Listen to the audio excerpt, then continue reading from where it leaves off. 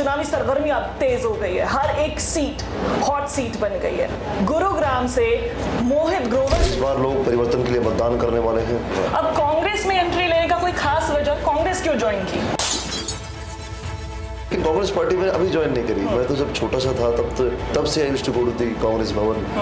तो कांग्रेस पार्टी से नाता मेरा और मेरे परिवार का बहुत बड़ा है। ये वो गुड़गांव है जो 65% रेवेन्यू पूरे हरियाणा को देता है। बिल्कुल देता है, मानते हैं सब। ये पैसा किसका है? पैसा आपका है, ये पैसा हमारा है, ये शहर की जनता का है, हमारी हार्ड अर्न मनी है। लेकिन ये वही गुड़गांव है जहाँ पर आज भी 2024 में भी हम सड़क, सीवर, बिजली, पानी, कूड़ा, एक हॉस्पिटल की मांग कर रहे हैं, एक बेहतर स्कूल मांग रहे हैं। सवाल ये है कि 10 सालों में 10 साल पूर्व जब कांग्रेस पार्टी की सरकार थी तो जहां पर कांग्रेस पार्टी ने अपना आखिरी पिलर खत्म किया था, छोड़ा था, 10 सालों में एक भी नया पिलर भाजपा की सरकार नहीं लगा पाई। 10 सालों पूर्व जो कांग्रेस पार्टी ने काम छोड़े थे, आज भी वहीं के वहीं वो पूर्ण विराम लग चुका है। तो लोगों का विश्वास क्यों उठा कांग्रेस से? अगर वाकई में कांग्रेस काम कर रही थी क्षेत्र के विकास के लिए या प्रदेश के विकास के लिए, तो लोगों ने विश्वास अपना क्यों बदला? बात रोजगार की करें, बात आपके ही वादों की करें, दावों की करें, आप किस प्रोग्रेसिव माइंडसेट के साथ में क्षेत्र का विकास दें? कांग्रेस पार्टी की सरकार हरियाणा के अंदर बनेगी तो कांग्रेस का भी संकल्प है कि 2 लाख नौकरियां देंगे। कांग्रेस पार्टी का संकल्प मैनिफेस्टो में है। गुड़गांव को मिलेनियम सिटी कहा जाता है, लेकिन ये मिलेनियम सिटी है या स्लम सिटी है? इसके ऊपर कैसे काम करेंगे आप?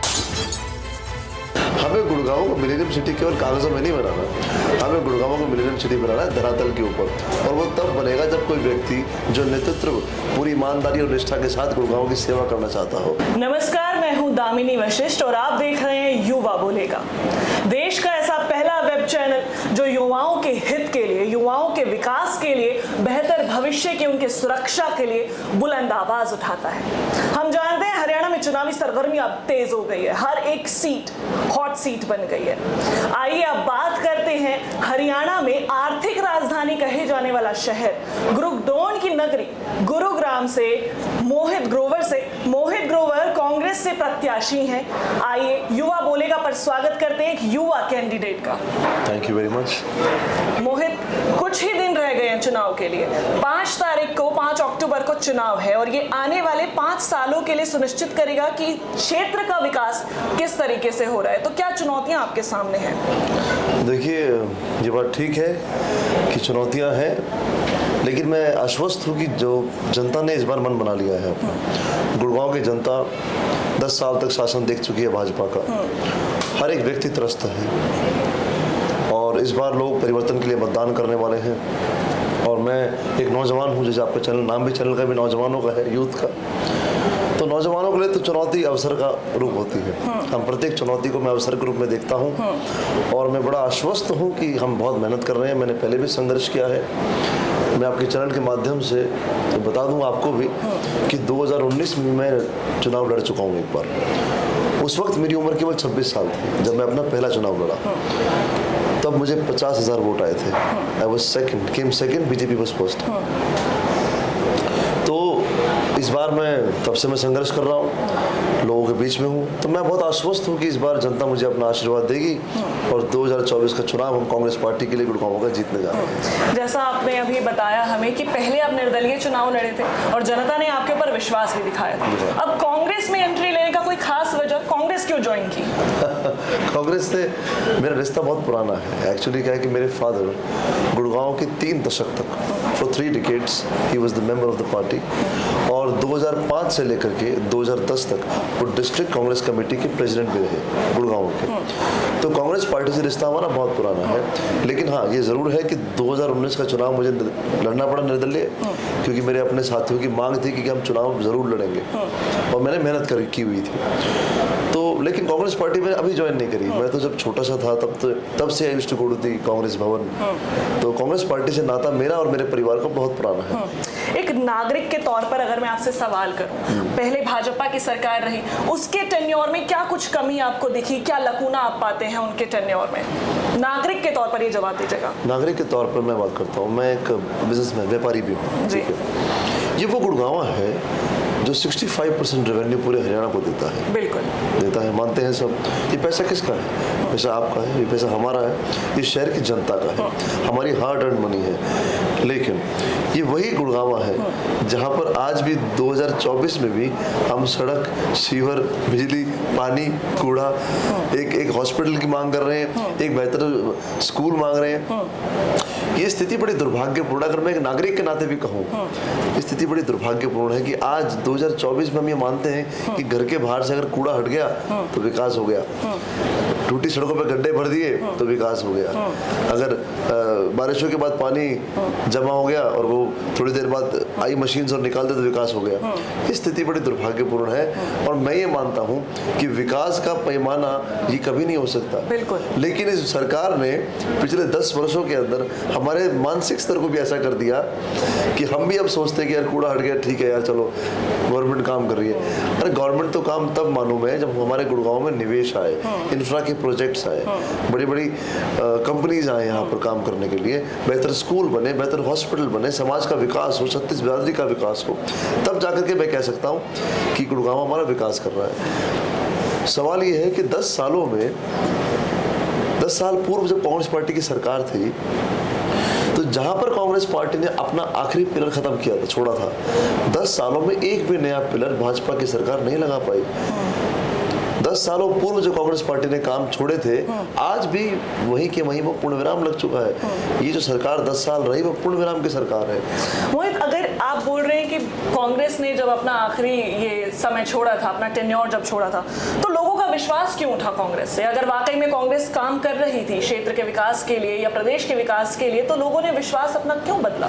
देखिए 2014 में जो आप जानते हैं, मोदी जी ने बड़े बड़े सपने दिखाए पूरे देश को कि चांद तारे तोड़ के लाऊंगा, ठीक है, तो चांद तारे तो तोड़ के ला नहीं पाए और जनता भी इस बात को समझ गई पिछले 10 वर्षों के अंदर कि उनको ठगा गया और वो अपने आप को ठगा हुआ महसूस भी कर रहे हैं। तो मोदी जी ने सपने दिखाए, उन्होंने उस सपनों को बेचा मार्केटिंग के माध्यम से, लोगों ने उसे खरीदा भी, लेकिन अब लोग समझ चुके हैं कि वो झूठ था, क्योंकि 10 सालों का कार्यकाल बहुत लंबा होता है। आप कब तक कांग्रेस पार्टी के किए हुए काम को लेकर रहेंगे? अब 10 साल से देश उनका, हरियाणा उनका, गुड़गांव उनका, अगर तब भी कुछ काम नहीं हो पाया तो कुछ तो कमी रही।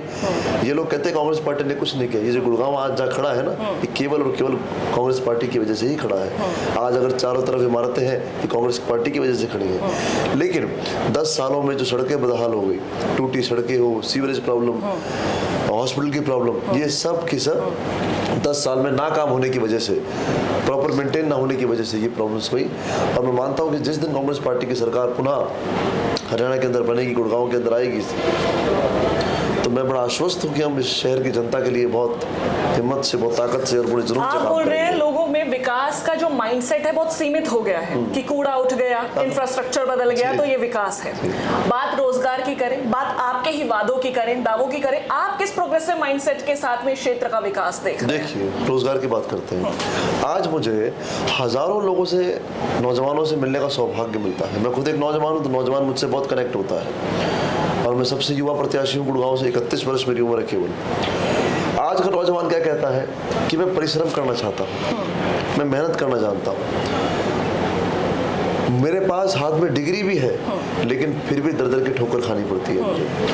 आज कभी ना हमारे नौजवानों में परिश्रम की है, ना प्रतिभा की है, कमी है तो अवसर की है। अगर उनको अवसर दिया जाएगा तो वो दुनिया को पराक्रम दिखाने की ताकत रखते हैं। और मैं मानता हूँ कि अगर मैं गुड़गांव का विधायक बन के आया और जिस दिन कांग्रेस पार्टी की सरकार हरियाणा के अंदर बनेगी, तो कांग्रेस का भी संकल्प है कि 2 लाख नौकरियां देंगे।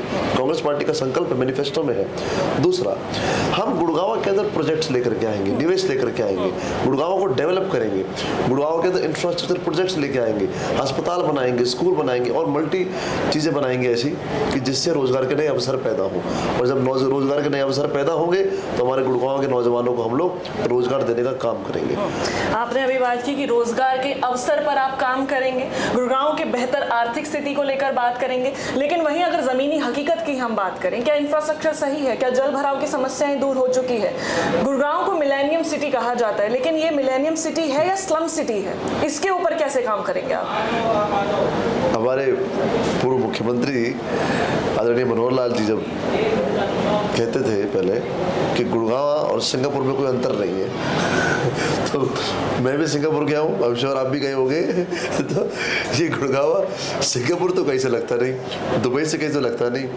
हमें गुड़गांव को मिलेनियम सिटी केवल कागज़ों में नहीं बनाना, हमें गुड़गांव को मिलेनियम सिटी बनाना है धरातल के ऊपर, और वो तब बनेगा जब कोई व्यक्ति जो नेतृत्व पूरी ईमानदारी और निष्ठा के साथ गुड़गांव की सेवा करना चाहता हो। ये लोग कहते हैं कि भाई इन्होंने अब लेकिन हज़ारों करोड़ रुपया अंडरपासेस फ्लाईओवर्स पे बनाया विदाउट प्लानिंग। 2-3 अंडरपास बनाए पिछले 10 सालों के अंदर, और वो ऐसे बनाए कि जल भराव जिस दिन होता है ना तो वहाँ इतना पानी भर जाता है कि नाव लेकर के अफसर खुद नाव लेके जाते हैं वहाँ के पानी को ठीक करने के लिए। लोगों की लाखों रुपए की गाड़ियाँ डूब जाती हैं। बड़े बड़े अपार्टमेंट जो गोल्फ कोर्स रोड पे है जहाँ जिनकी कीमतें मतलब 10-20 करोड़ रुपए है, उनकी पार्किंग के अंदर इतना पानी भर जाता है कि उनकी गाड़ियों के अंदर पानी होता है। तो बड़ी दुर्भाग्यपूर्ण स्थिति है। इन सबको चीज़ ठीक करने की ज़रूरत है, क्योंकि जब आबादी कांग्रेस पार्टी की जब सरकार थी तब अगर आबादी एग्जाम्पल के लिए 10 लाख थी तो अब वो 10 साल के बाद आबादी 20-25 लाख हो गई है, ऑलमोस्ट डबल हो गई है। लेकिन हमारे जो उस वक्त की जो सीवरेज सिस्टम था उसको अपग्रेड तो इन्होंने करा नहीं, 10 सालों में कुछ काम करा नहीं, तो इतना लोड पड़ गया है हमारे सिस्टम के ऊपर, तभी जाकर के सर वाटर लॉगिंग की प्रॉब्लम और घरों के अंदर पानी का अभाव है। पुराने गुड़गांव के अंदर आप देखें तो लोग टैंकर के भरोसे जी रहे हैं। नए गुड़गांव में मैं सुनता हूँ कितनी हाई राइज सोसाइटी से रोजाना टैंकर आते हैं पानी के वहाँ पर। दुर्भाग्यपूर्ण स्थिति भी गुड़गांव है, और मैं मानता हूँ कि भाई अब परिवर्तन के लोग तैयार हो चुके हैं। हम सब जानते हैं कि एक विधायक सरकार और जनता के बीच में कड़ी होता है, और जनता के लिए ही, जनता की सेवा के लिए चयन किया जाता है। जनप्रतिनिधित्व बनाते हैं, लेकिन बाद में देखा जाता है चुनावी दौर जब चल रही होती है, रैलियां चल रही होती है, जन जन के बीच जाते हैं, लेकिन बाद में वो उसी विधायक की दहलीज के दरबारी बनकर रह जाते हैं। देखिए ये ना आपका सवाल बड़ा बढ़िया है। मैं जब भी लोगों में जाता हूँ तो हर व्यक्ति एक ही बात कहता है कि भाई वोट मांगने आए हो, वोट मांगने के बाद तो 5 साल तुम दिखोगे नहीं। तो मेरा बड़ा स्पष्ट उत्तर उनको ये होता है कि मेरी उम्र इस वक्त केवल 31 वर्ष है, और मैं केवल अगले 5 साल की आपकी सेवा करने नहीं आ रहा। मैं इस बात को भली बात ही जानता हूँ कि अगर मुझे अगले 40 साल 35 साल या 45 साल जो भी समय ईश्वर ने मुझे दिया है, अगर मुझे गुड़गांव की सेवा करनी है तो मुझे गुड़गांव के लिए काम करना पड़ेगा। अगर मैं 31 वर्ष की उम्र में विधायक बन गया और मैंने लोगों के फ़ोन ना उठाए, लोगों को सुख दुख में शरीक नहीं हुआ, लोगों से मिला नहीं, तो अगली बार लोग मुझे अपने घर बिठा देंगे वापस। लेकिन अगर मैंने काम किए, हर एक व्यक्ति का काम किया, बिना किसी भेदभाव के काम किया, गुड़गांव के विकास के लिए काम किया, युवाओं को रोजगार के लिए काम किया, महिलाओं के सम्मान के लिए काम किया, तो मैं आश्वस्त हूँ कि अगले 5 वर्ष काम करने के बाद जब मैं अपना रिपोर्ट कार्ड लेकर के जाऊँगा जनता के बीच में, तो वो मुझे अगले बार मौका देंगे। तो यही बात मैं आपसे कह रहा हूँ कि मैं शहर के लिए काम करना चाहता हूँ, और 31 वर्ष का नौजवान में जुनून बहुत है इस शहर के लिए काम करने का, और मैं पूरी ईमानदारी से काम करना चाहता हूँ इस शहर की प्रगति के लिए। मुझे मौका, मैं आश्वस्त हूँ कि जो जनता मुझे इस बार मौका जरूर देगी। मतलब अपनी जनता को कभी वीआईपी वाला फील नहीं दिलाएंगे? मैं बाहर लिखूंगा बोर्ड पे कि वीआईपी समय लेकर के मिले, आम जनता कभी भी आ सकती है। तो बात करते हैं बीजेपी के आरोपों की। बीजेपी आरोप लगाती है कि कांग्रेस बिल्डर्स की सरकार है। क्या सच है इसमें, कितना सच है? 10 सालों में जितना भ्रष्टाचार, 10 सालों में जितना एमसीजी ने, जीएमडीए में, एचएसवीपी में और भी अन्य डिपार्टमेंट्स में जितना भ्रष्टाचार हुआ है ना, इतिहास में कभी इतना नहीं हुआ। आज सही काम की भी लाखों रुपए देने पड़ते हैं, सही काम की भी। गलत काम तो ये वैसे ही कर रहे हैं दुनिया भर की। इनका तो खर्ची और बिना पर्ची और बिना खर्ची के इनका ये तो नारा है ना, तानों और नारों से काम नहीं चलेगा, धरातल पे काम करिए। क्या काम है इनके? 2 ही मंत्र हैं, एक ताना मारना कांग्रेस के लिए और एक नारा देना। ये दोनों काम भी बड़ी भली बात ही जानते हैं कैसे करना है, लेकिन तानों और नारों का समय अब समाप्त हो चुका है। लोग अब समझ चुके हैं कि ये सरकार केवल नारों और तानों की है। अब समय इनका पूरा हो चुका है। आने वाला 5 अक्टूबर का दिन हरियाणा के इतिहास में एक बहुत महत्वपूर्ण दिन है। जनता इस बार परिवर्तन के लिए मतदान करेगी, कांग्रेस पार्टी को मतदान करेगी, और मैं आश्वस्त हूँ कि शायद 70 सीटें भी हम क्रॉस कर सकते हैं इस बार, जो माहौल हमें देखने को मिल रहा है। जैसे हमारे आदरणीय भूपेंद्र सिंह हुड्डा जी ने एक बात कही थी कि लोकसभा में तो भाजपा हाफ होगी लेकिन विधानसभा में साफ हो जाएगी, और ये सच होने वाला है इस बार। तो बात आपने भूपेंद्र सिंह हुड्डा की है। अभी सुनने में आ रहा है भूपेंद्र सिंह हुड्डा और कुमारी शैलजा के बीच मनभेद है, तो इसका कितना असर पड़ेगा कांग्रेस की विजय पर? ये देखिए, हमारी कांग्रेस पार्टी में ना तो मनभेद है ना कोई मतभेद है। मैं भी जब टिकट लेकर के आई, मुझे टिकट मिला पार्टी का, तो मेरे पास भी इतने सारे लोग आ गए और इन्होंने मन से बोला कि भाई कांग्रेस पार्टी एकत्रित नहीं है। कल हम मेरे निवास पर राज बब्बर जी आए थे, हमारे पूर्व सांसद। कांग्रेस पार्टी के 32 लोग जिन्होंने आवेदन किया था वो लोग वहां पर थे। कांग्रेस पार्टी की गुड़गांव के जितने कार्यकर्ता हैं वो वहां पर उपस्थित थे। कांग्रेस पार्टी के जितने नेता गुड़गांव के हैं वो वहां पर उपस्थित थे। कांग्रेस पार्टी एक परिवार है, परिवार में ना मतभेद है ना मनभेद है। हमारी लड़ाई तब तक थी जब तक टिकट नहीं मिला था। टिकट मिलने के बाद हम सब एक हैं, सबका एक संकल्प है, सबका एक ही मकसद है, एक ही मंत्र है कि कांग्रेस पार्टी को विजय दिलानी है। ये चुनाव मोहित नहीं लड़ रहा, मोहित तो केवल चेहरा है। चुनाव हमारा हाथ का निशान लड़ रहा है। हाथ का निशान हम सभी का सम्मान है, और कांग्रेस पार्टी को विजय दिलाने के लिए पूरी कांग्रेस पार्टी गुड़गांव की पूरे जी जान से लग रही है। ऐसा बोला जाता है जिले में 4 सीटें हैं, सभी सीटों में से अगर कोई सबसे ज्यादा अमीर कैंडिडेट है तो वो है मोहित ग्रोवर। कितना सच है इस बात पे? वो तो अब वो आप लोग कह रहे हैं, मुझे तो पता नहीं भाई। अगर आप वाकई में ये बात सच है तो मीडियोकर फैमिली या बिलो मीडियोकर जो फैमिली है उनकी तकलीफों को कैसे समझ पाएंगे, क्योंकि आपने तो कभी उस तकलीफों को सामना ही नहीं किया। ऐसा नहीं है, ऐसा नहीं है। मेरा जन्म बहुत ही सामान्य परिवार में हुआ था। 1993 में मैं अर्जुन नगर में पैदा हुआ। हमारा सिर्फ 50 गज का मकान था और उस 50 गज के मकान में हम 4 परिवार थे। मेरे पिताजी, उनके बड़े भाई, फिर उनके छोटे भाई और एक परिवार और हमारे परिवार के। तो 4 परिवार हम एक 50 गज के मकान में रहते थे। हमारे पास कोई सुविधा नहीं थी। जब मेरे पिता का जन्म हुआ तो उनसे पहले उनके पिता का मृत्यु हो चुकी थी। तो हमारा परिवार बहुत ही सामान्य परिवार था, बहुत ही एक सामान्य परिवार से। और मेरी भी शिक्षा बड़े सामान्य उससे शुरू हुई। धीरे धीरे चीज़ें करी, मेरे पिता ने बड़ी मेहनत करी, अपना व्यवसाय शुरू किया, चीज़ें बेहतर हुई। फिर हमने अपने व्यापार संभाला, अपने व्यापार को आगे बढ़ाया, और जब सब कुछ ठीक होने लगा तो उसके बाद तो ऐसा नहीं कि मैंने वो तकलीफें कभी देखी नहीं है, परेशानी देखी नहीं। मेरा परिवार, हम खुद एक बहुत ही सामान्य घर से आते हैं और हम रूट से जुड़े हुए हैं। आदमी ज़िंदगी में कहीं भी पहुंच जाए, मैं आज कहीं भी हूँ, जो भी हूँ, लेकिन मैं कभी अपनी ज़मीन को नहीं भूल सकता। मुझे वो हमेशा याद है। मेरी सोच ज़रूर बड़ी है लेकिन मेरे पैर ज़मीन पर हैं और हमेशा ज़मीन पर ही रहेंगे। बहुत अच्छी बात कही कि आप कभी भी अपनी रूट्स को नहीं भूल सकते। Exactly. हमारे चैनल के माध्यम से क्या अपील करना चाहेंगे आप इस क्षेत्र के नागरिकों के लिए या जनता के लिए, वो क्यों आपका चयन करें? देखिए, मेरी आपके चैनल के माध्यम से सभी जो लोग मुझे इस वीडियो देख रहे हैं आज, सभी से बड़ी विनम्रता पूर्वक ये आग्रह है कि आने वाला चुनाव हम सबके लिए बहुत महत्वपूर्ण है। 5 अक्टूबर का दिन आप सब एक परिवर्तन के लिए मतदान करें। ये वो दिन है जब हम लोग निराशा से आशा की ओर जाएंगे। ये वो दिन है जब अंधकार से प्रकाश की ओर जाएंगे। मैं चाहता हूं कि आप सब आने वाली 5 अक्टूबर को एक ऐसे व्यक्ति को वोट कीजिए जो आपके लिए दिन रात खड़ा हो। एक ऐसे नौजवान को वोट कीजिए जो शहर की व्यवस्था को परिवर्तन करने की ताकत रखता हो। एक ऐसे व्यक्ति को वोट कीजिए जो आपके लिए हमेशा खड़ा रहे और जो 36 बिरादरी का विकास करना चाहता हो। तो मेरी आपसे आग्रह है कि आपने विधायक बनाए, आपने मंत्री बनाए, नेता बनाए, एक बार इस नौजवान को भी आप आजमा के देख लीजिए। मैं वादा करता हूं कि 36 बिरादरी का विकास करूंगा, बिना किसी भेदभाव के करूंगा, और इस गुड़गांव के विकास के लिए पूरे जी जान से मेहनत करूंगा। और जो समय, जो शक्ति और जो बुद्धि ईश्वर ने मुझे बख्शी है वो पूरी की पूरी आप सबके लिए, पूरे समाज के लिए, सर्व कल्याण के लिए, सर्व समाज के काम के लिए मैं काम करूंगा।